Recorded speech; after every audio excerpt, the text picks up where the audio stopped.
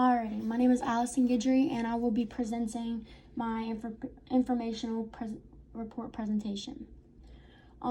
Incident report, incident summary, what happened. So in the summary, what happened, there were 2 technicians working in a area that contained H2S. While they did put a barricade in the area, they did not put signs saying what was inside of the barricade. This caused 2 other workers walking through the unit to walk through that barricade, and they were then rushed to the hospital because they had fainted and passed out. What caused the incident to happen? The workers were very careless. They did not put up signs on the barricade, which led the workers to walk through without knowing what was inside. The workers walked through. When they walked through, they did not ask anybody permission beforehand, and while walking through, their monitors went off, and they did not follow correct upwind and crosswind protocol whenever walking through this barricade. What are our rising concerns? Our rising concerns would be our barricades. Why are they not being used correctly?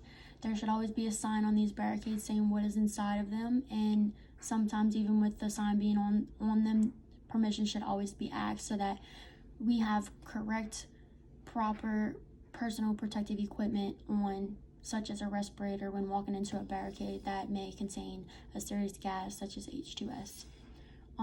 Monitors, obviously some people don't know what monitors mean.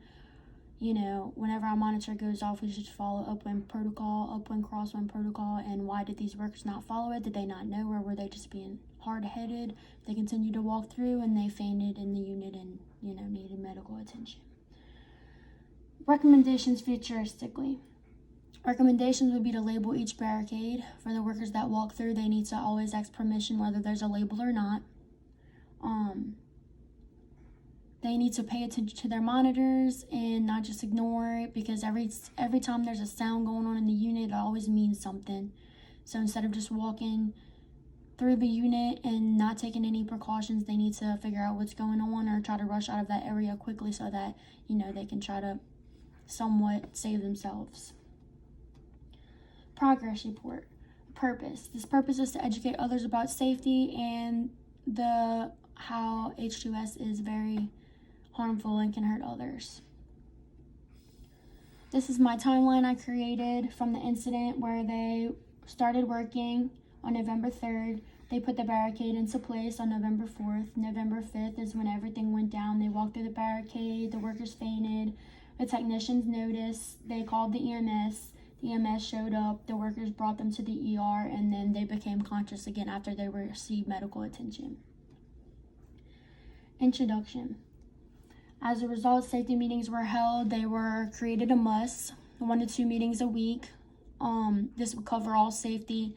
Any incidents that were to happen, it would be stressed in those meetings, and so that others can take serious precautions and they'll know for next time what they should do differently to prevent this from happening again.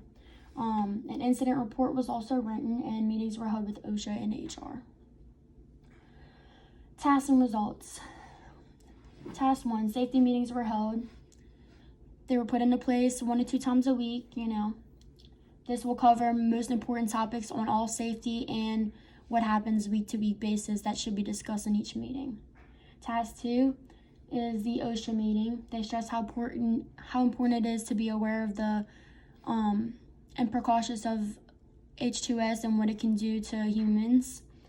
Every amount of ppm can do a certain thing to your body. They all have certain measurements of seriousness, but you never know how much is in the area because you can't smell it or feel it or taste it, so you need to just take precautions if your monitor goes off. It can be life-threatening and depends on the concentration of exposure. Task 2 continued. They showed their concerns for safety. They held a meeting to make sure that everyone knew what was going on.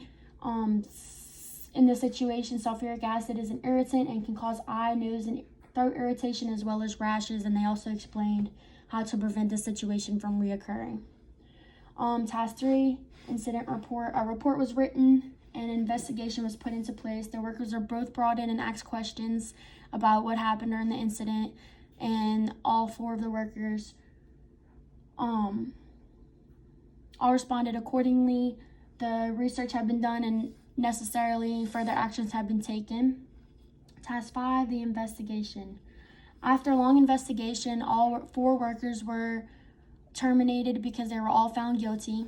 The 2 workers that were working inside the barricade failed to put up signs outside the barricade, which was leaving everybody in that plant at risk because anybody else who could have walked through there could have, had the same thing happen to them. The 2 workers that walked through the barricade did not look for signs, and then when they realized there weren't no signs, they proceeded to walk through instead of asking other workers what might be inside or looking around to take precautious measurements. When they walked through, their monitors went off, and they proceeded to keep walking while ignoring their monitors. All these are serious safety signs that need to be followed, and any other workers that disobey will be also terminated in the future. This is the references that I have in the research. They're both OSHA's websites.